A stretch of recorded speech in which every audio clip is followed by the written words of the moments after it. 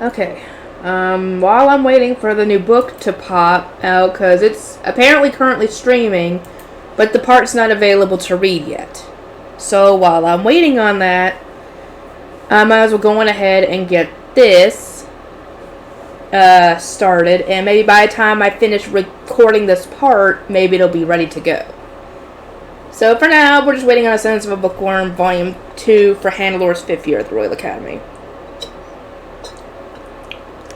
And technically, we'll still be waiting on the rest of it once I finish reading the first part of it, because I'm not going to be recording the whole thing as it pops, because I want to give you guys the rest of it when it officially comes out on Amazon. So once that part comes out, you're not going to get fed again on bookworm content until then.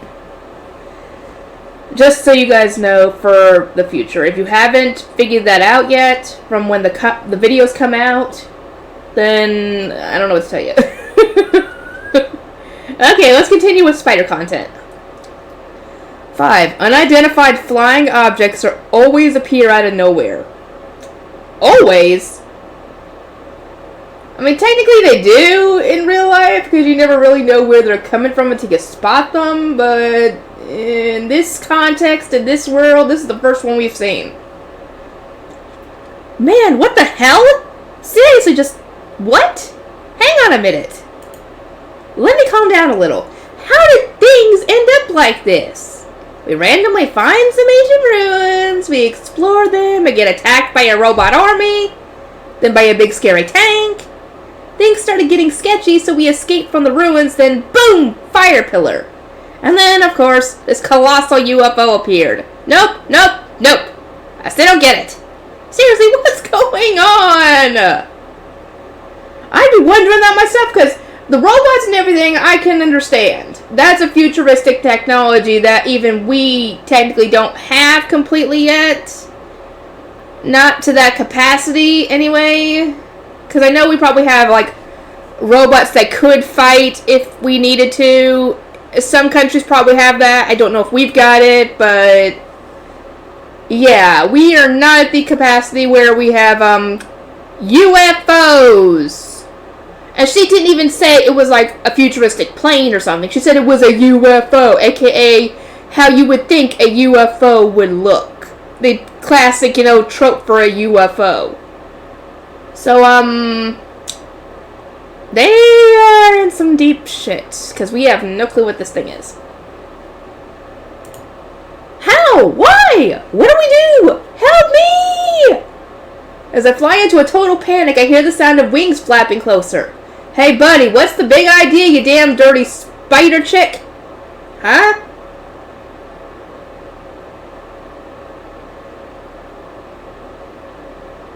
How does he know what that says? Is it speaking through telepathy that everybody can hear and she just understands the language at this point? At first I thought she was talking to White. Or I thought the creature was talking to White, but no, apparently he's talking to Ariel. A giant pteranodon-looking wind dragon flies up to the Demon Lord. Of all the dragons that rule over this wasteland, this one's probably the strongest. We'll let you pass, because you said you wouldn't do nothing, but that fat lot of good that did us. What's the deal? Why is it talking like that? Even through telepathy, this guy totally sounds like a second-rate grunt. Come on, this is a dragon, though. I'm sure it's just putting on an act. Right? Better fess up, or things are gonna get ugly. It's already getting ugly with that thing flying around. So, I mean, uglier? Oh? And what's a wind dragon possibly going to do to me?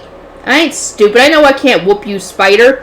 But if you lay a hand on me, the boss is going to have a thing or two to say to you. Got it? Ah, I see. It really is just a lowly grunt. As soon as the Demon Lord got a tiny bit threatening, its tail went between its legs. Plus, it's totally hiding behind the authority of its so-called boss. I am curious as to who his boss is. Is it Gilly Gilly? Because he's the one who rules over dragons and worms, so, I mean, it would make sense that he's its boss. But at the same time, I don't know if he's talking about Gilly Gilly or another dragon. We'll find out, though, probably. Is that really okay with you, dragon? I don't know, considering how Erebor was and all. I thought dragons were proud, powerful beings as a rule. Probably the older ones, maybe. But this one seems like maybe it's a young whippersnapper. I say that as that's something that an old person would say. This guy's totally ruining that image right now. I'm kind of getting bummed out by this. Oh, yeah? Alright, that's perfect. I have a feeling we might not be able to handle this thing alone. Go ahead and call Gilly, will you? Oh, it is Gilly. Okay, that's what I thought. Wait, you for real, girly? He could bump you off in one blow, you know. Yeah, just call him. Can't you see what we're up against? The Demon Lord points at the giant UFO. Ah, so Boss was referring to Gilly. Right, I guess if a dragon was going to call for a superior, it'd obviously be Gilly. Yep. Of course I can, you palooka. What the hell is it anyway? That's what I'd like to know. You realized it was buried under this wasteland, right? How could you not notice something like that was here? Huh? The wind dragon closes its mouth and looks down stupidly. What are we gonna do? This guy seems like a total moron. I'm starting to wonder if the ruins were actually that well hidden or if it was just that the dragons here were too stupid to notice them. It could be either one at this point. The low-ranked ones were probably too stupid, and the older ones were it was probably just too well hidden for them to find. So, I mean, it could be both for all we know. Listen up, I'm going to explain really simply so that even your tiny little brain can understand. We happened to find some ruins hidden underground dating to an era before the system started operating, so we took a look around. And then that thing came out. Got it? Yeah, that was a brief summary, alright. I don't get it! And yet the wind dragon is doing somersaults in the air to show how confused it is, or at least that it doesn't believe the story. Then go tell your boss, and he can decide if he wants to believe it or not. Honestly, it looks like a giant baby dinosaur throwing a tantrum. This isn't gonna work. It doesn't matter, just call Gilly already. Her patience is running out. The Demon Lord gives the flailing wind dragon a light shove. It looked fairly restrained, no more than a gentle prod, like you poking something, essentially with your finger. But due to the Demon Lord's crazy high stats, it still sends the wind dragon plummeting downward. Oops.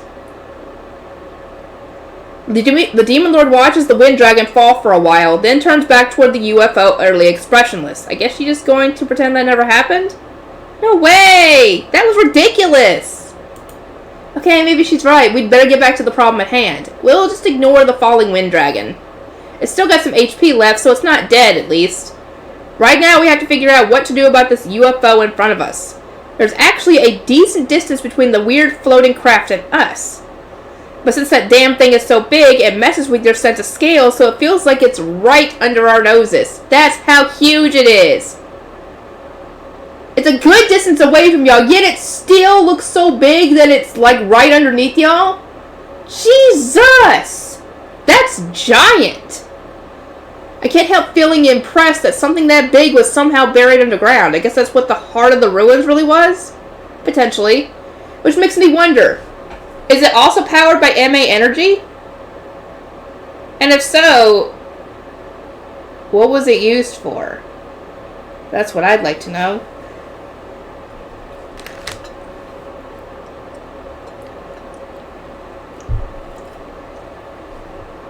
The robots in the tank were nothing but its defense force. This UFO is its ultimate weapon. Oopsie. You kind of woke it up. That's not good. Frankly, the tank was enough of a pain for me, but this giant thing totally upstages it. I kind of want to run away from reality, to be honest. Yeah, reality's kind of getting crazy at this point. Quit busting out stuff that doesn't fit into a fantasy world. I agree. I completely agree on that one. This totally throws out the notion of a fantasy world right out the window, essentially. Whose idea was this stupid giant UFO? It obviously doesn't work with this setting. It's essentially like going into a fantasy world like Bookworm and throwing in Star Wars stuff. That's essentially what this is implying, essentially. But complaining in my head won't change what's in front of me. What are we going to do about this? It almost seems like the kind of thing we can't do anything about to begin with. Miss Ariel, what are we going to do? Vampy voices my question for me still in the Demon Lord's arms. Good question. I get the feeling even I would have trouble bringing that thing down. We might just have to wait for Gilly to get here. That's a surprisingly meek statement from the Demon Lord, but up against that thing, I guess even the Demon Lord falls short. Something thuds against my chest. Looking down, I see Ao struggling to get free of my arms. Oh right, I guess I'm still holding them. Real and Feel aren't moving, just staring at the UFO in shock. This situation is so crazy their minds might have frozen up entirely. I mean, of course. Of course, Ao will be the one to come to her senses first, as the eldest, but I can't let her go over here. I tighten my grip, trying to send a message to her to keep still. Ao tries to give me the puppy dog eyes, but I ignore her. There's no time for that now. The UFO has sent something flying toward us. At first it looks like a swarm of insects, like mosquitoes or something. That's only because it's so far away. Those things are actually way bigger than insects. In fact, they're fighter planes that are around the same size as the tank from before, and they're zooming right toward us. Oh, we are in trouble. This world is in trouble because I think you just unleashed the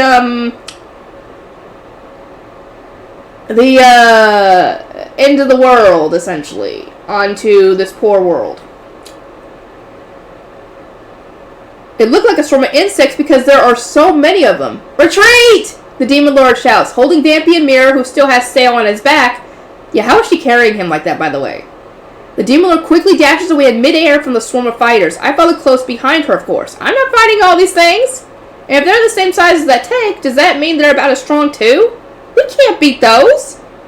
Not all at once, anyway. No matter how strong the Demon Lord might be or how nearly immortal I am, none of that matters against this horrifying force. Our only option is to run for our lives without looking back. The Wind Dragon?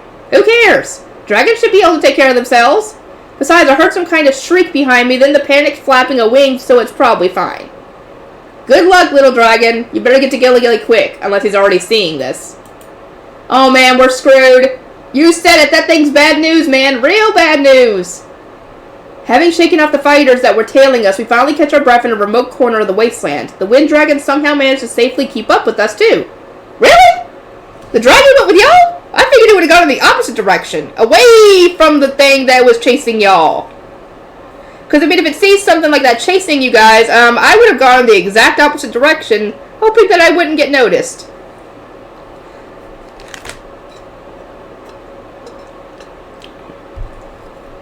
Although its vocabulary has depleted so much that it's just saying bad news over and over. So, did you call Gilly? Oh. The dragon looks away awkwardly. It's probably so focused on fleeing that it forgot to call in its boss. Hurry up and call him already. This is exactly the kind of thing an administrator should take care of. Call him now. Alright, already. Just quit wringing my neck, crazy lady. The Demon Lord is shaking the Wind Dragon back and forth by the neck. I wish they dropped the comedy act and just call him already. As I shoot them a bland look, something tugs on my sleeve. Who is this Gilly she's talking about, Vampy asked, still with a slight lisp. Normally she just asked the Demon Lord directly, but since the Demon Lord seems to be busy forming a comedy duo with the Wind Dragon right now, the baby's asking me instead. How do I explain this? Gilly, who I call Gilly Gilly the Man in Black. If I try to explain who he is, I'm gonna have to talk an awful lot. I mean, he is an important figure. Gilly Gilly is an administrator in this world that practically makes him a god. He manages the system and makes sure the world is operating smoothly. The UFO that just appeared is clearly an anomaly in said world. In other words, it prevents this world from running smoothly, which means it's within an administrator's power to remove it. A god like Gilly Gilly should be able to do something about this. That's why the Demon Lord is demanding that the Wind Dragon summon Gilly Gilly. Dragons are basically his underlings after all. They're like his on-site staff who keeps things under control in various places. So of course the Wind Dragon must have a way to contact its boss, Gilly Gilly. We just need to get it to call in Gilly Gilly so he can take down the UFO lickety-split. That pretty much sums up the information I have, but can I actually explain all that? I have absolutely no communication skills, so how am I supposed to get through that much talking?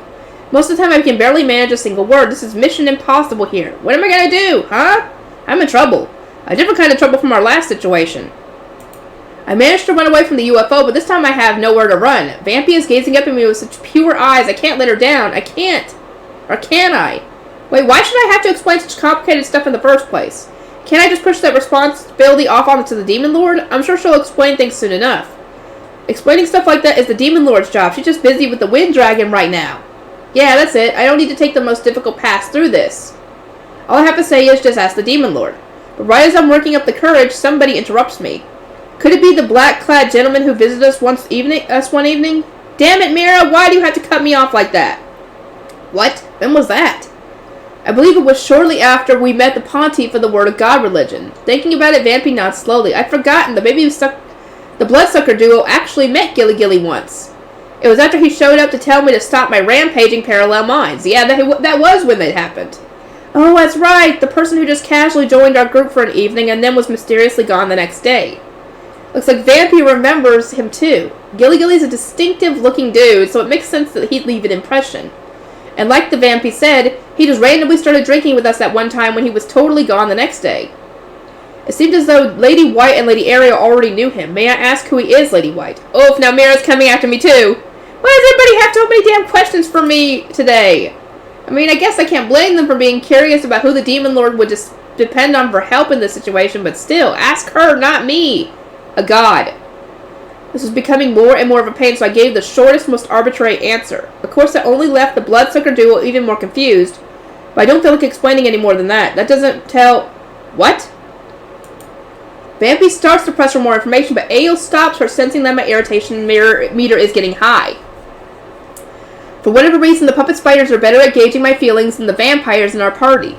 I don't know if it's because they're spiders like me, or if it's simply their animal self-preservation instinct, but when my mood starts to sour, they tend to sense that and stop bothering me.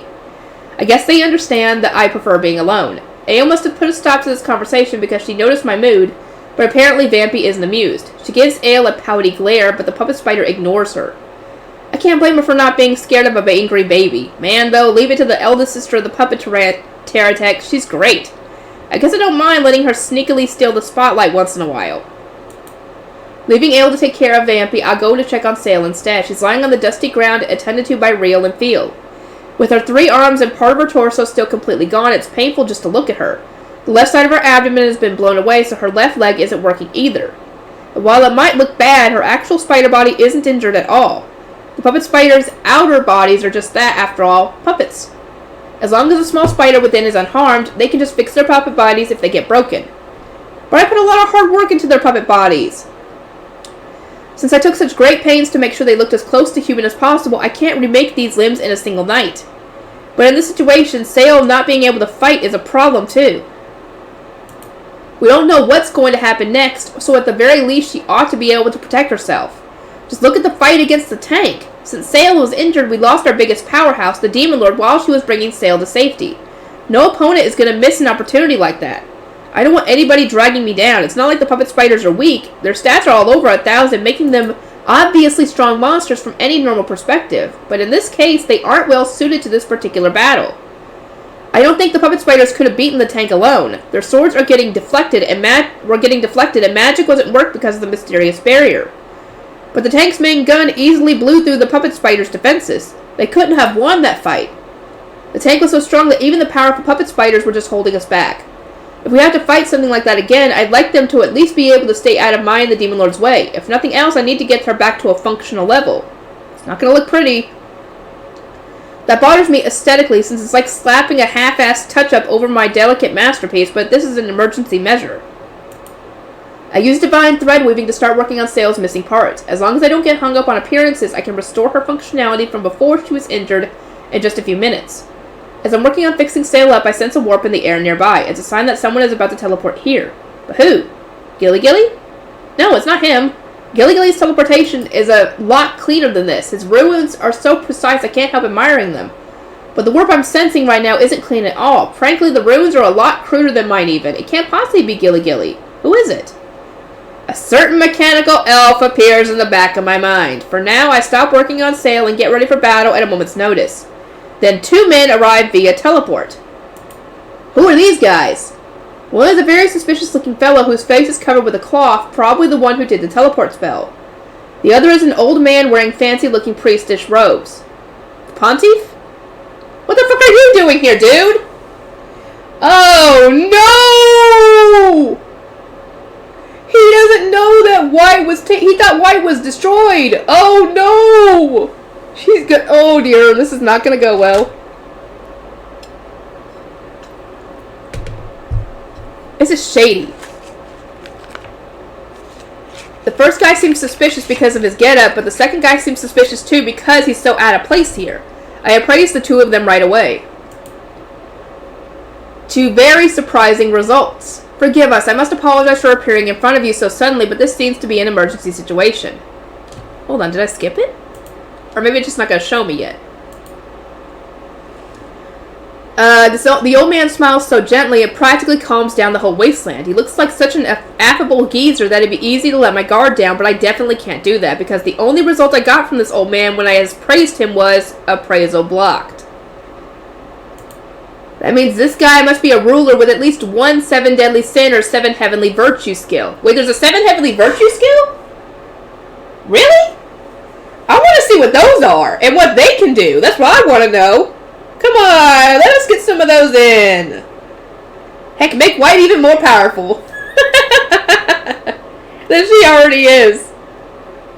Because that would, I'm assuming that those, unless they clash, like, will let you know that they clash with the 7 deadly sin skills, let her have at least one of those. That's what I would say. And I have a feeling I might know which one. Dustin, what is the Pontiff of the Word of God religion doing here now of all times? The Demon Lord confirms my suspicions. This guy is the leader of the biggest religion in this world.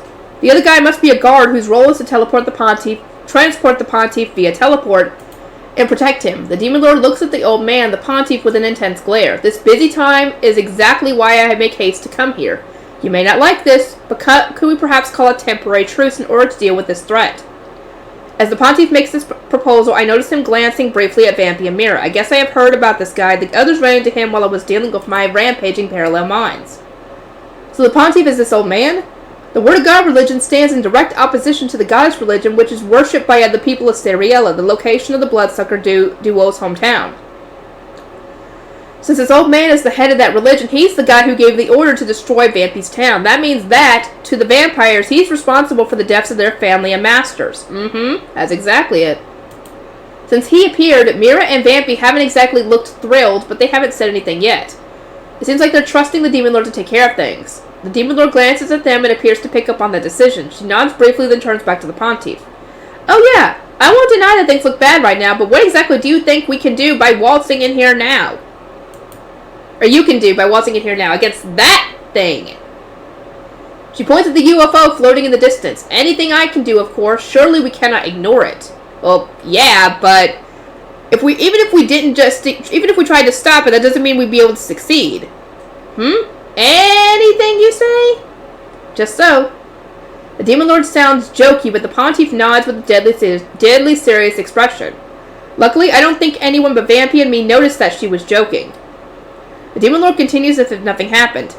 Okay, but is there anything you can do about this? Even I get the feeling I'm kind of out of my league here. The Demon Lord glowers at the UFO. She's extremely powerful, but she's still just one individual. I guess a single person can really only do so much against a giant weapon that's probably out to slaughter everybody. I hate to say it after you came all the way asway, but I'm fairly confident our only option is to have Gilly take care of it. I agree with the Demon Lord. That UFO isn't the kind of thing any single individual can go up against. Unless the individual happens to be a god. It would be insane for the humans of this world to try to fight this giant thing. Well, I mean, technically you would have to have Gilly help you fight it. Because you said even one single individual probably wouldn't be able to handle it. Even probably a god.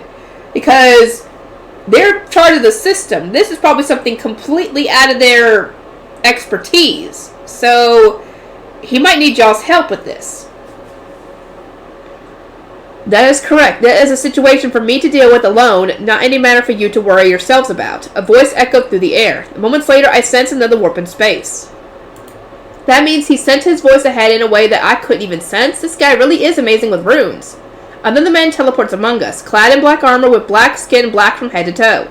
Administrator Gilly Destodius, one of the strongest beings in this world, has made his appearance. There you are, boss! The wind dragon bows its head to Gilly. This just makes it seem even more like a small-time grunt. Man, dragons are supposed to be majestic, you know? Thank you for informing me. Ariel, I am afraid you have been inconvenienced due to my own oversight. Let me take care of things from here. Ooh, now that's a dependable guy. I mean, gallantly showing up to rescue his underlings? Is this guy a hero or what? This makes me feel a little better. If Gilly's saying he'll take care of it, that means he can bring that UFO down, right? Or at least incapacitate it. Then the Demon Lord and I can just have to sit back and watch. Whew, thank goodness. As bright as I'm relaxing, there's another warp in space. The 3rd time today. I have a bad feeling about this one. And I mean a really, really bad feeling. 2 more men appear by way of teleport. Oh good, the rest of you are all here. As soon as the first man appears, everyone else turns a murderous gaze toward him. Batimus? That's the only one I can think of. Now, don't be so quick to anger. I've come to help this time. Really? I highly doubt that, dude. An ordinary person probably would have passed out from all the hate being directed toward him, but this man just lets it roll right off him. Unfortunately, Gilly Custodius alone cannot take down this foe. As much as it pains me, we have no choice but to combine our forces.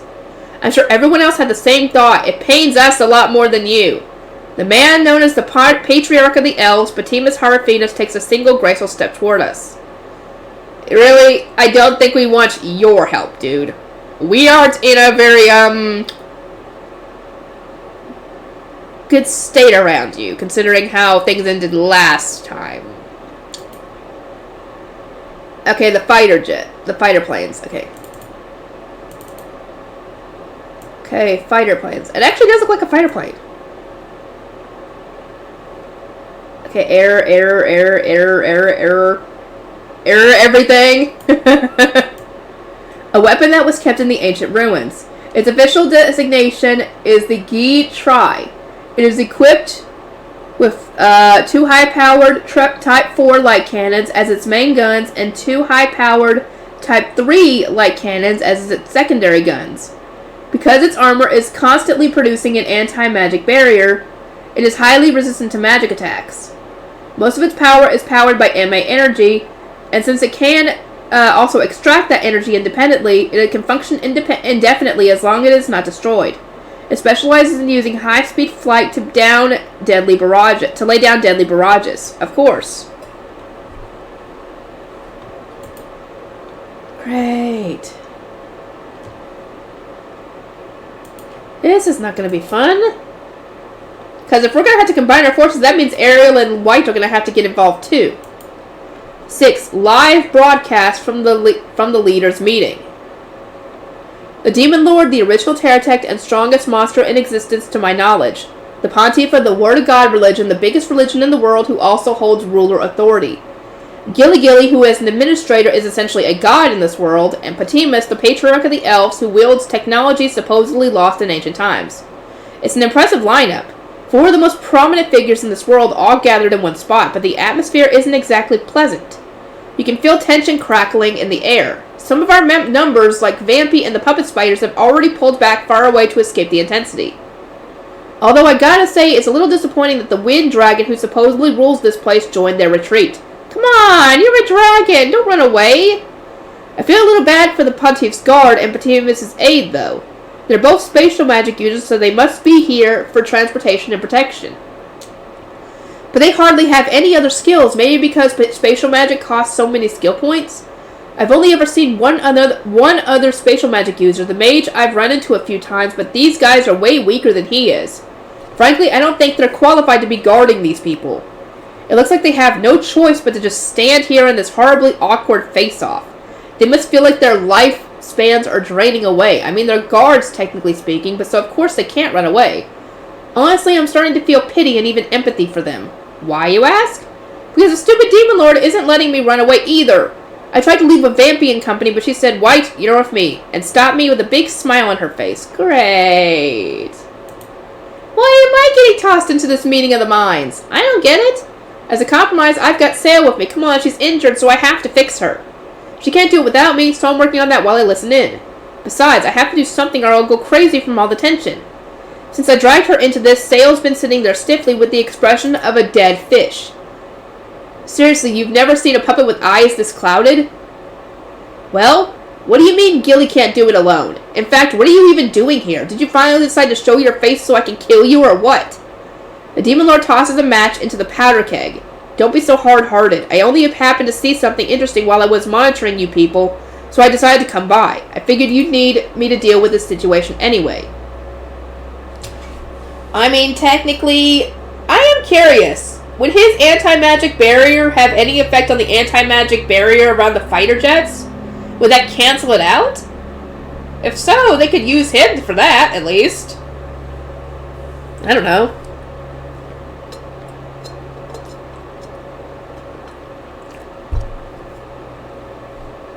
Brushing off the Demon Lord's murderous glare, Patimus flicks his hair back with a melancholic expression. Did he just casually admit that he's been spying on us?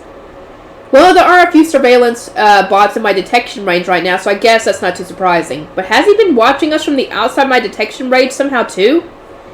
With panoptic vision, maybe? But panoptic vision is a skill, so I feel like that would register on detection too. Wait, was he using some physical means, like a telescope or something? I guess I wouldn't be able to detect that. There were times when he's starting to lose track of us, so I'd like to think he hadn't been watching us around the clock. But there's no way to be sure. Besides, there's someone else here who's probably been monitoring us too. I steal a surreptitious glance at the Pontiff. He might look like a kind, harmless person, but considering the timing with which he arrived here, he was almost certainly keeping an eye on us. Otherwise, how would he show up right after that UFO thing appeared? The Elves and the Word of God religion. I guess two major groups have been spying on us then. Maybe I can report them as stalkers to the police? Oh, I guess there aren't any police in this world, huh? Right. Look at this. Reaching into his breast pocket, Patimus produces a spherical, palm-sized object. There's a round hole in the center of the ball which starts emitting light that projects a three-dimensional image into the empty air. Ooh, now that's pretty futuristic. I got excited for a second, but that lasts only until I take a look, damn it, at the image. It's unmistakably a projection of the UFO. What is this? Gilly asks, sounding perplexed. Can't you tell? Patimus responds coolly. It's the schematics of that floating weapon, codenamed G-Fleet. Wait a second. Why the hell do you have that? I wondered that myself. I mean, considering he has all the technology on the Gloria units and everything, I mean, it doesn't surprise me that he has the schematics. Why in the world do you have such a thing? The Pontiff voices my question out loud. Do I really need to spell it out for you to understand? Patimus simply sneers mockingly at the Pontiff and gives no further explanation. I could swear I see a little vein popping on the Pontiff's placid face. I mean, I can't blame on that one. I'd be pissed too if someone acts like, oh, are you stupid that I have to simplify it to spell it out for you? I'd be pissed too. You could practically hear the air crackling as the tension reaches a breaking point. So my guess was right then. This elf bastard must be the one who developed that UFO. Otherwise, why would he have the schematics for a weapon that's clearly supposed to be top secret?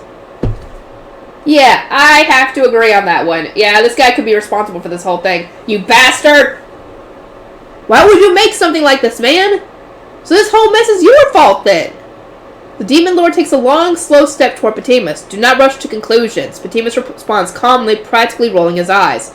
Yes, I created the plans for it, but I did not create it. In fact, I did not even know it had been made until now.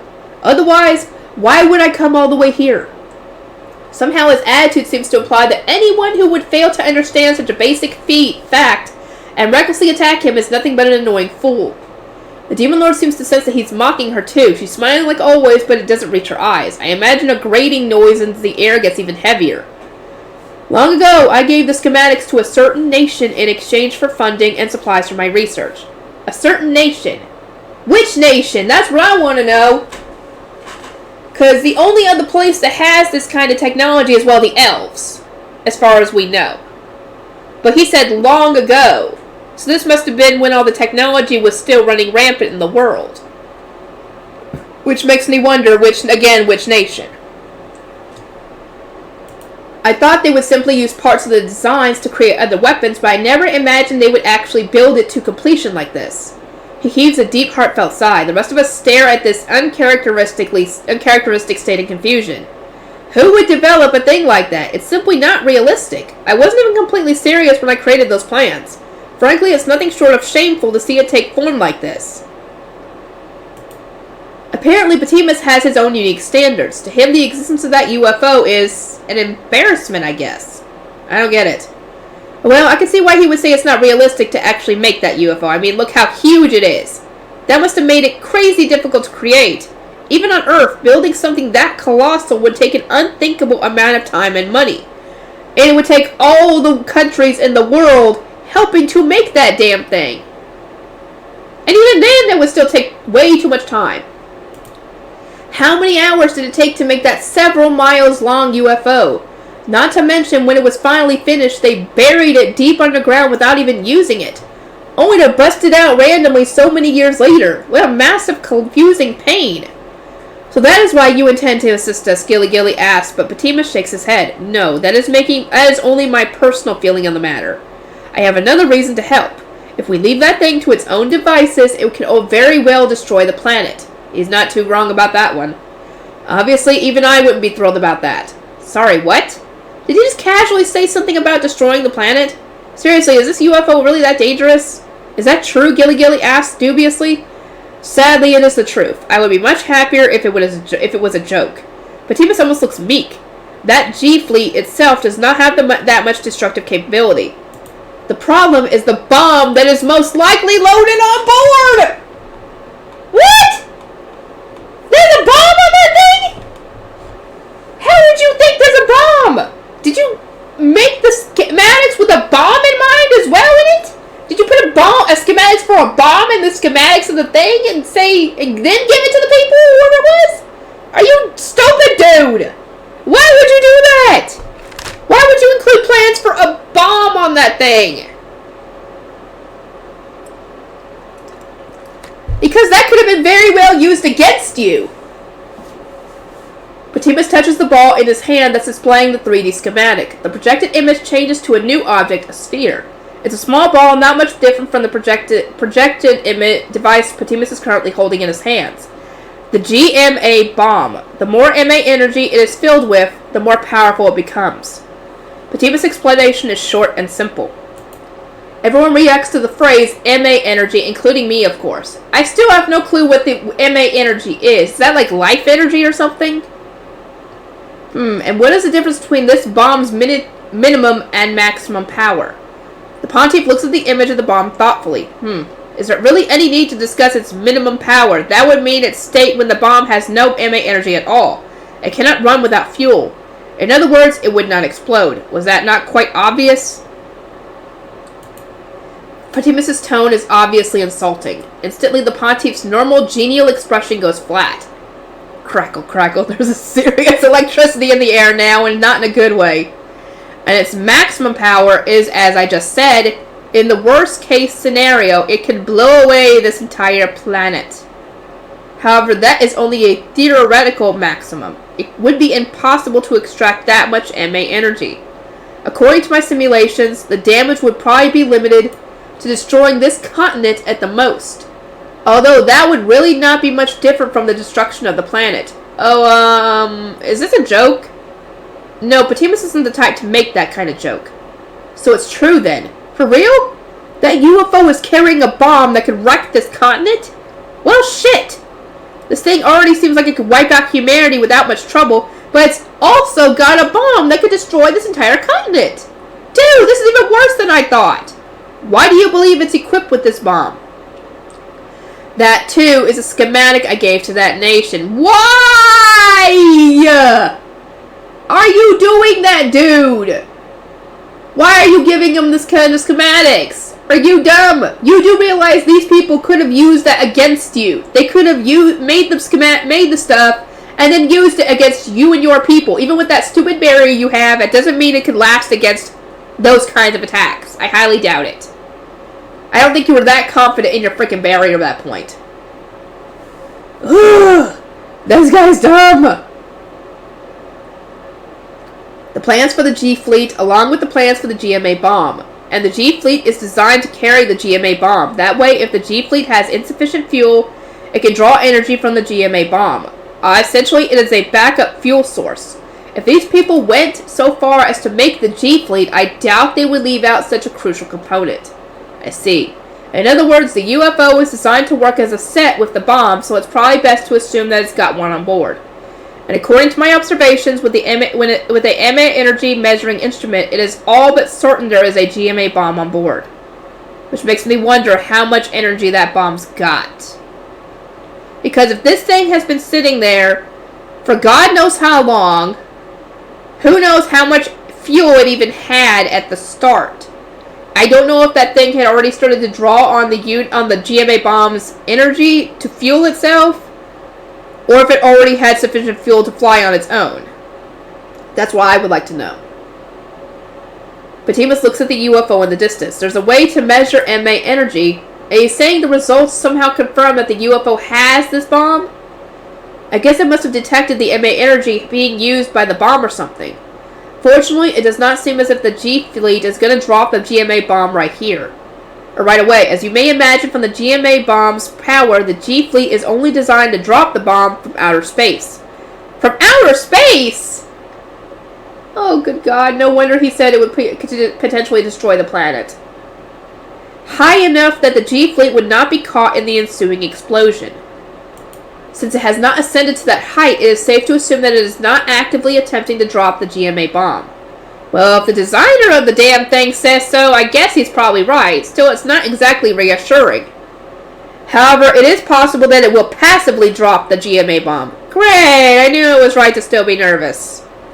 There are several emergency situations in which the G-Fleet will eject the bomb. For instance, if the G-Fleet is shot down. The damn thing self-destructs? Well, I mean, of course, makes sense. I guess that's kind of poetic, but come on! And now I can guess why Patimus came here so quickly. If Gilly had unknowingly brought the UFO down, it would have dropped a bomb that might have destroyed the whole continent. Bringing the UFO down apparently won't prevent the bomb from exploding either. So Gilly could have acted as an administrator to protect the world from danger, only to end up pulling the trigger that destroyed the world itself. Yeah, that would have been bad. Yikes. You said several, did you not? What are the other conditions? If it enters a confrontation with a dragon. What? Why a dragon specifically?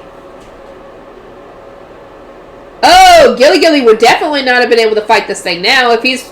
I mean, I wonder if he's actually part dragon himself. In which case, he would have activated that condition just as soon as he entered combat with it.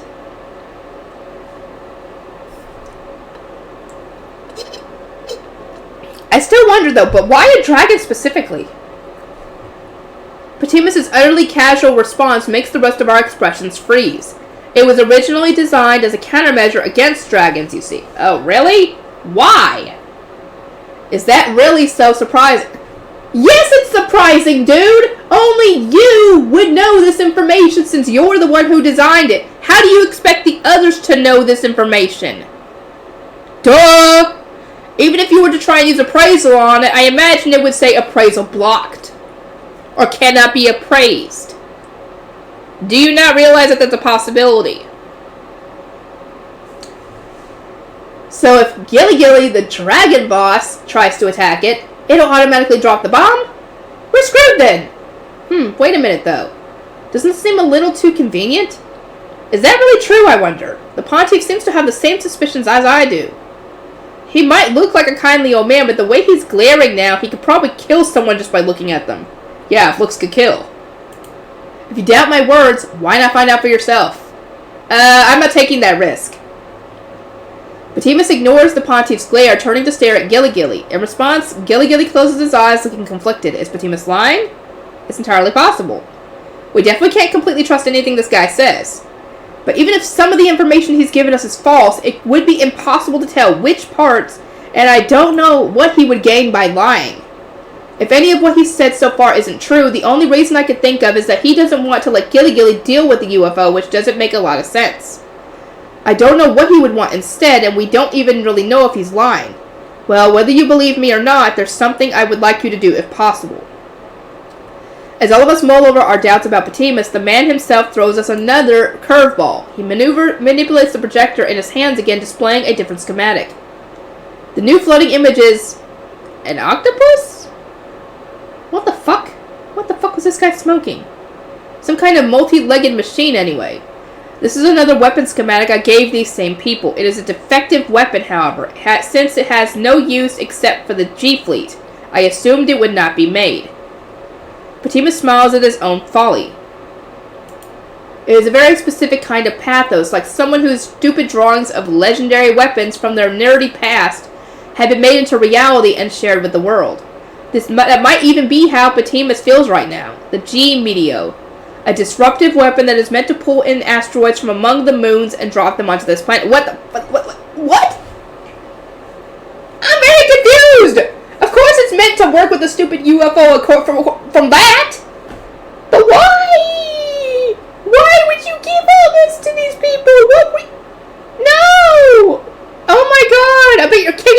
right now for that.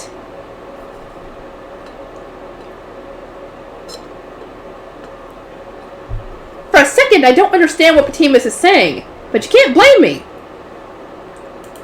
Moons? As in more than one moon? Asteroids? I guess those aren't the words you'd normally hear in this world. I'm still learning the language around here, okay?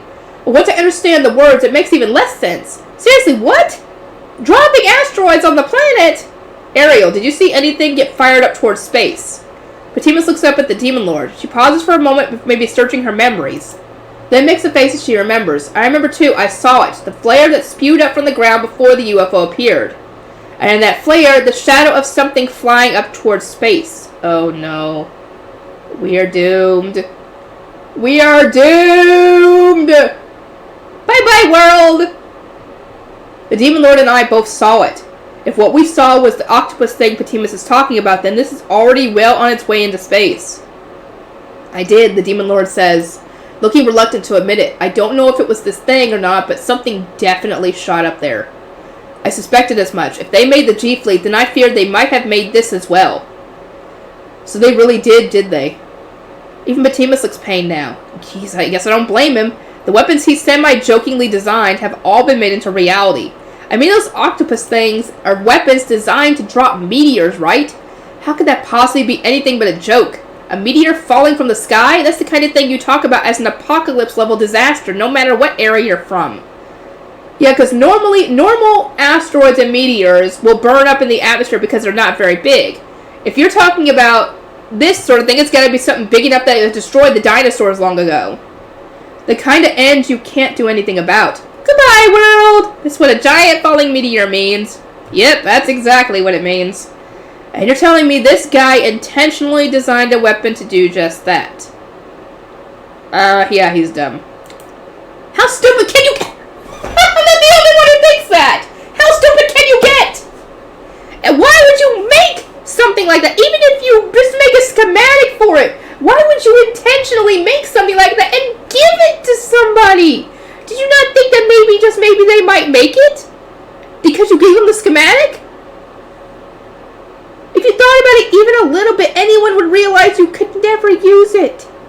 What the hell were you thinking when you designed this thing? That's what I'm wondering. The Demon Lord shakes her head tiredly. It was so long ago that I've long forgotten, but I was probably just blowing off some steam after a long stretch of research. Great! Now the entire world is in danger thanks to you blowing off some steam. Alright, first things first. I'm gonna kill you! Just so we're clear, I designed these weapons, but I did not actually make them. The blame lies with the people who actually built these things. So you're trying to say it's not your fault that the world is about to be destroyed. That's a bit of a stretch, don't you think? I agree! It is his fault, because he made the schematics in the first place. If he hadn't made them, this wouldn't be happening. I certainly do not. I simply provided the knowledge. What they decide to do with it is none of my business. I've done nothing wrong. I agree with the Demon Lord on this one. He might not have actually made them himself, but he gave them the information to do so. It is his fault. The tension in the air is snap, crackle, and popping now. Enough. Debating where the blame lies is pointless. Good thing Gilly-Gilly's here to intervene. The Demon Lord huffs anyway, looking even more irritated, but she still drops her fighting stance because she's an adult. I guess. For now, let us summarize the situation. Hold on, let me just make sure I didn't skip that. Okay. Firstly, that floating object is a weapon called the G-Fleet. It is equipped with a so-called GMA bomb, which has the capacity to destroy an entire continent. And the G-Meteo, a weapon that can catch asteroids and drop them onto this planet, is actually already flying into space. Does that sound right so far? We noted Gilly-Gilly's simple summary. These weapons' goals are currently unknown. However, since they have been activated without purpose, it is possible that they will begin destroying things indiscriminately. The G-Meteo in particular may already be trying to drop asteroids on this planet. Is that correct? It is, Patimus nods grimly. So these weapons have activated their attack mechanisms solely to fend off intruders then. Wait, does that mean we're also at fault for activating those things? I mean, maybe? You might be indirectly responsible for this. If we hadn't entered the ruins, the UFO might have stayed sleeping underground. Let's not bring that up. Wouldn't want people to start blaming us. Whether they plan to bring in wreaking havoc or simply staying on standby, we cannot leave them be. Now let us begin our plan of attack for each weapon. Patimus, you want me to deal with the G-Meteor, correct? I am glad you understand, I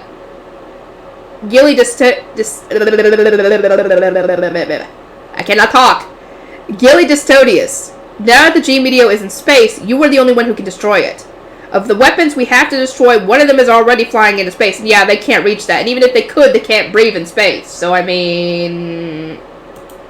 And the only one of us who can do anything in outer space is Gilly being a god and all. We don't have any other choice. Then the role of dealing with the G-Fleet will fall to our remaining numbers, yes? Patimus looks at the Demon Lord, the Pontiff, and finally me. Hey, don't include me in this! And why is the Demon Lord nodding in agreement? Is it not possible for me to assist with the G-Fleet before moving to deal with the G-Meteor? Ooh, good thinking, Gilly, but Patimus shakes his head. It would be best if you didn't. As I said before, that is an anti-dragon weapon. And one loaded with an extremely dangerous self-destruct feature, no less, that will activate if a dragon attacks it. Why are you thinking about doing that? Yeah, what do you think will happen if a dragon like you approaches it? That's what I'm saying. Gilly falls silent, unable to retort. Besides, either way, we cannot waste time waiting for you to return. Patimus manipulates the projector device again, showing a new image. It's live footage, probably taken by a remote recording device. Whoa, the Demon Lord murmurs. The image shows the UFO sending countless robots to the Earth. The UFO has dropped its altitude until it's floating just above the ground, its hatch open to dispatch robots down a long ramp. There are even some of the tanks we saw in the ruins. Oh, great! We're in trouble, guys. I see at least a few thousand robots, maybe even tens of thousands, and it still keeps producing more. Once the robots reach the ground, they line up in formation and start moving forward. As you can see, the G-Fleet's forces have already begun their advance. Judging by their current speed and direction, they will reach human habitation within half a day. The Pontiff turns pale at this. Judging by his reaction, he must be thinking that these things can't be allowed to reach a human town at any cost. There is no time to spare then. Indeed, we have no choice but to attack them simultaneously. Gilly looks at Patimus intently, trying to gauge his true motives. Patimus meets his gaze steadily. From his attitude, it doesn't seem like he has anything to hide, but that in itself is kind of suspicious, which is a little amazing in a way. What he said so far has made sense, but I do get the feeling he might be deliberately trying to get Gilly away from this planet. Maybe that sounds paranoid, but I know better than to trust this guy completely. May I see those schematics? Go ahead. Gilly asks Patimus to show him the schematics in more detail. He must have the same suspicions. Patimus agrees right away, and hands Gilly the projected device. Gilly fiddles with it, pulling up the schematics to take a closer look.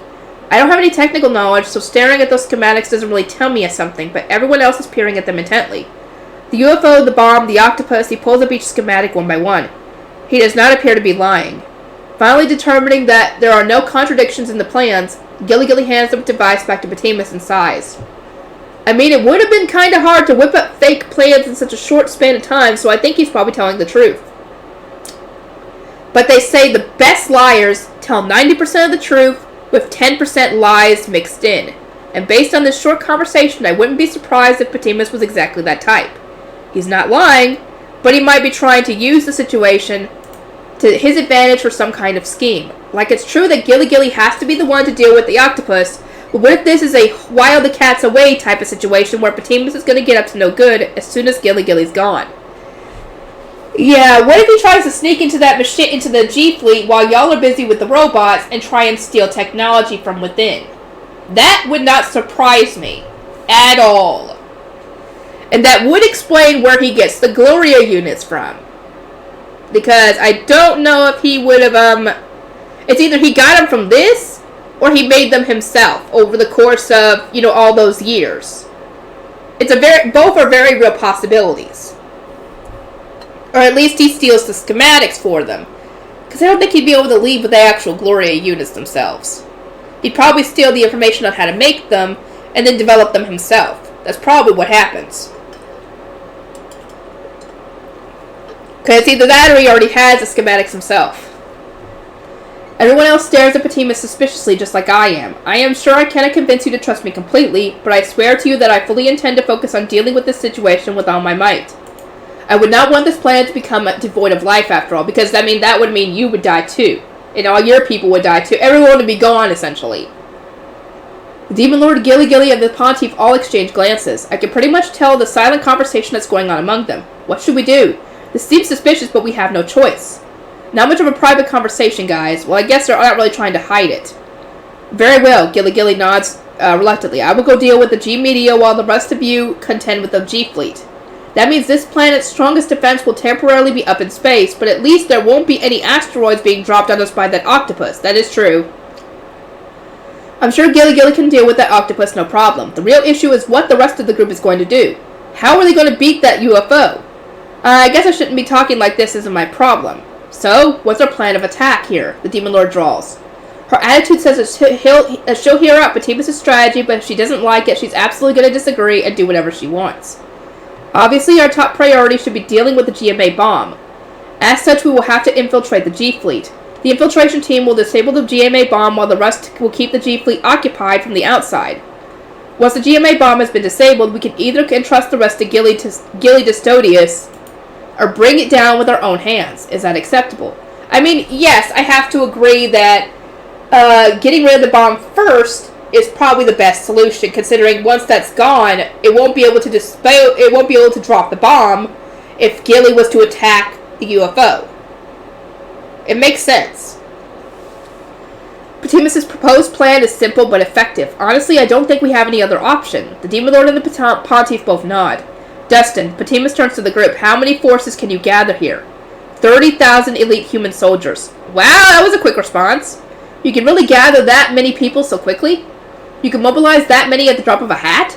How'd you manage to fail at invading Seriella and lose so many soldiers then? The Demon Lord snickers. The spider friend? That's why? The Pontiff did attempt to attack Seriella and failed. Mainly because the Demon Lord and I had a huge face-off that decimated their forces in their first battle, and then my parallel minds went on a rampage that did even more damage. In other words, it's basically all my fault. But in the end, it meant I was able to protect Vampy's homeland, so I don't feel bad in the least. In this case, however, it's kind of a negative, since it means that the Pontiff has less forces to put into action. No need to worry, the troops I intend to dispatch for this are my emergency defense forces, unrelated to the army that was sent to Seriella. Oh, gotcha. So that means if you bring them here, your homeland's totally defenseless, huh? Oh, the Demon Lord's being ruthless right now. She's right, though. If what the Pontiff says is true, that means he's bringing all the soldiers who would normally defend his nation over here. In other words, he's leaving his homeland wide open to attack. Should a leader really be doing that? As I said, they are my emergency forces, and I have determined that this is indeed an emergency. My people will have nothing to fear, the Pontiff replies flatly. Well, if he says so, I see no issue to argue, or reason to argue. Not like I was really worried about some weird holy land I've never been to in the first place. That's none of my business, right? Well, it depends on what his homeland is. Where is he from? Well then, summon them at once. Have them move to intercept the route the G-Fleet's forces are taking. I do not take orders from you. I would have told them the same regardless. Unlike the others, the Pontiff blatantly rejects the Demon Lord's demand. Excuse me for a moment then. I imagine it will take a bit of time to summon the troops, but I will attempt to return with the utmost haste. With that, the Pontiff teleports away with his spatial magic using guard. Damn, that guy acts fast. Can he seriously gather 30,000 people on such short notice, though? I hope so. And even if he can, are they going to do the job right? Honestly, no matter how many humans you gather, I don't know how much good they're going to do against these robots and tanks and all that junk. I have to agree on this one. I'm a little worried, but the Pontiff seems raring to go, so I guess we'll just have to trust him. I will bring elven reinforcements as well. However, I myself intend to participate in the infiltration of the G-Fleet, so I am by far the most qualified to handle the GMA bomb. He's not wrong. Ariel, and you there, you will enter the G-Fleet alongside me. That is acceptable, I assume. Patimus is looking right at the Demon Lord and me. Who, me? So I can't run away. I really have to do this, huh? Gotcha. Plus, what with the I assume and all, he's not really even asking us if it's acceptable or not. So I'm being forced to participate. Cool. We're sending in a small elite team then. That is correct. Alright, but if you try anything funny, I'm gonna kill you, got it? Certainly, if you think you can handle this without me, then go right ahead. Patimus' prompt agreement sort of catches me off guard, but that just seems to make the Demon Lord even warier. Give me that. The Demon Lord points at the projector in Patimus's hands. He nods and hands it to her. Wow, he really is being cooperative. I mean, like I said, it's either this or the world gets destroyed. That thing contains the plans for the UFO and the bomb and everything. If we have that, the Demon Lord and I might be able to get by even without Patimus. In a way, that means it was kind of his lifeline, but he handed it over without a second thought. Huh, I guess he must be serious about taking down this UFO too. So maybe he'll actually be on his best behavior, at least until we finish the job. Obviously, I can't let my guard down, but I shouldn't be overly paranoid either. Now then, I too shall depart for a moment. We'll begin our operation once Dustin and I have returned. Like the Pontiff, Patimus and the spatial magic elf mage teleport away. Now it's just the Demon Lord, Gilly and me.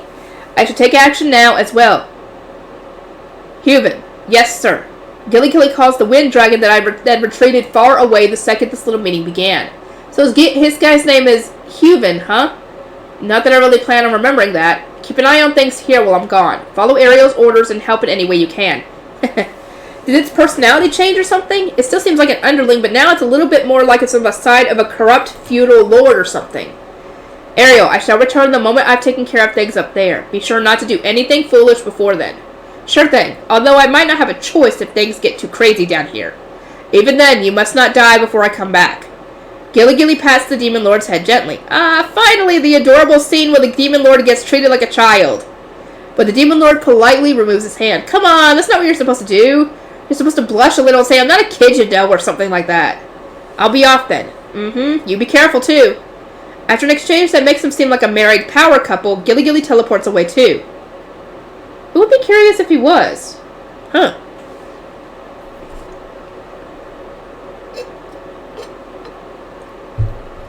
I really hope he gets back before the Pontiff and Patimus. Then we wouldn't have to infiltrate the UFO or anything crazy like that. But I have a hunch it won't be that easy. And my bad feelings are usually right, so as much as I wish they'd be wrong once in a while. Whew, you guys going up against that thing or what? Hey, Spider Lady, it wouldn't hurt you or nothing even if you gave us the day off, you know. Oh, don't you worry, I'm gonna work you so hard even the boss of a sweatshop would be horrified. The Wind Dragon whimpers in response. Oh boy, the Demon Lord and the Wind Dragon are doing their comedy routine again. Is it just me, or do they actually put on a decent show? And wait a second, does the Wind Dragon even know what a sweatshop is? Maybe it doesn't, but it's imagining a terrible fate based on context. Frankly, I'm pretty afraid myself of what my immediate future has in store for me. In my arms, Sail has turned pale and practically passed out from the killer tension that was flying around throughout the sick meeting. Yeah, I don't blame you. Sorry about that. Thanks for sticking with me through all this.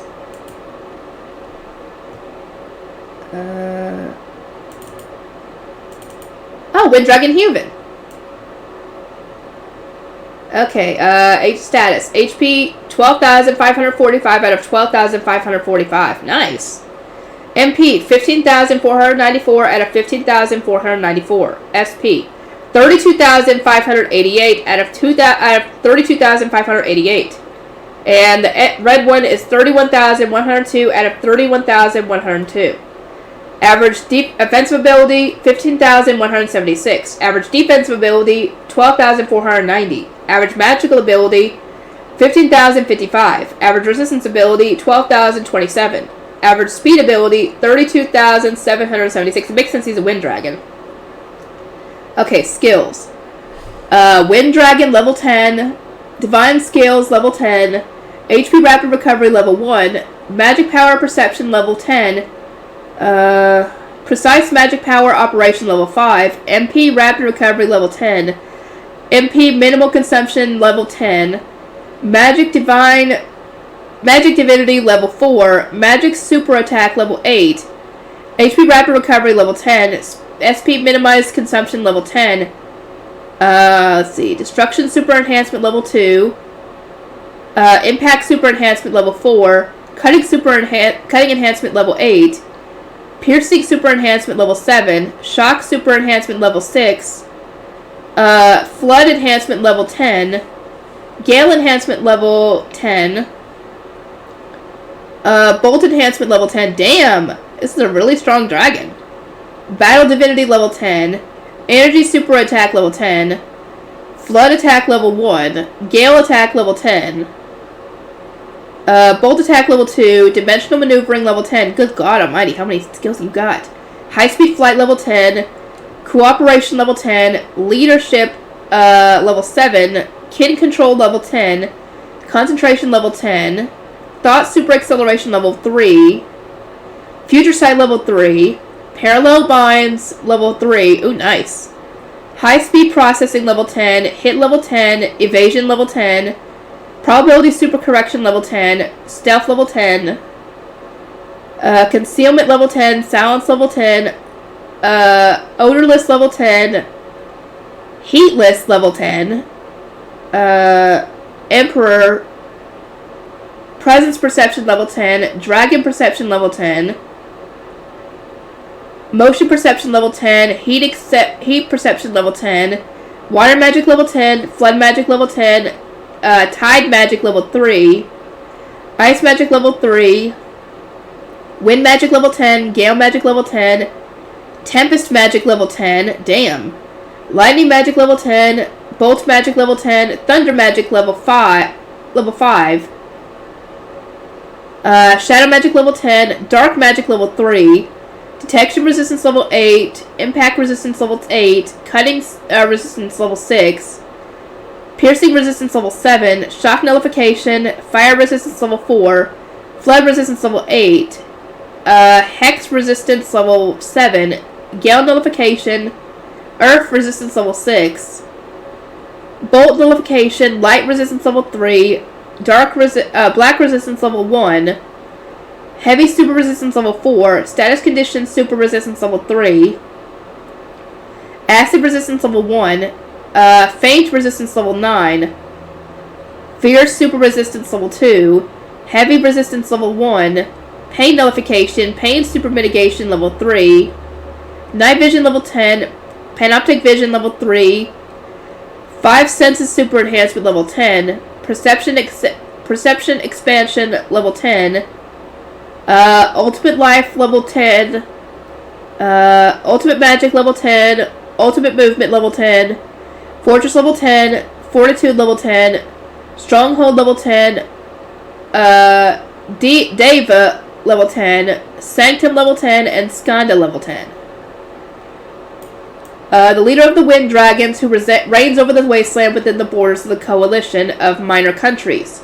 One of the oldest and strongest of the already powerful dragons, specializing in incredible high-speed flight, this dragon boasts unrivaled power in the skies. It can even control the weather, blowing away enemies with violent storms. As such, the surrounding nations view it with both fear and reverence, and their people will sometimes pray to this dragon as a rain-making god during times of drought. It is a legendary class monster, assumed untouchable by humans. Damn, he's a lot stronger than I thought he was going to be. Okay, I think I'm going to end this one off here. I'll see you guys in the next video.